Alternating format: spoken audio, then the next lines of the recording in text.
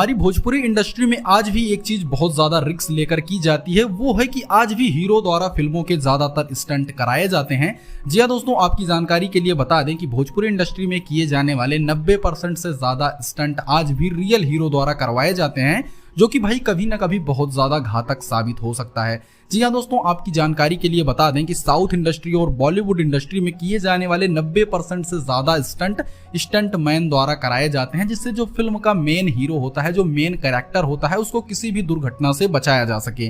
लेकिन आज भी हमारी भोजपुरी इंडस्ट्री के अंदर भाई बजट को बचाने के लिए लोग आज भी रियल हीरो द्वारा स्टंट करवाते हैं, जिस वजह से कई बार खेसारी लाल यादव भी चोटिल हो चुके हैं, पवन सिंह भी चोटिल हो चुके हैं।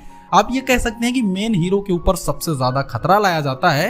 वैसे दोस्तों, आपकी क्या राय है? क्या हमारे भोजपुरी इंडस्ट्री के नियम को बदला जाना चाहिए और जो जितने भी फिल्मों के ज्यादातर खतरनाक स्टंट हैं उनको स्टंट मैन द्वारा कराना चाहिए या नहीं? हमको कमेंट करके जरूर बताइएगा, क्योंकि भाई इन्हीं कुछ सुपरस्टारों के ऊपर हमारी पूरी भोजपुरी इंडस्ट्री टिकी है। इस पर आपकी क्या राय है? हमको कमेंट जरूर कीजिएगा।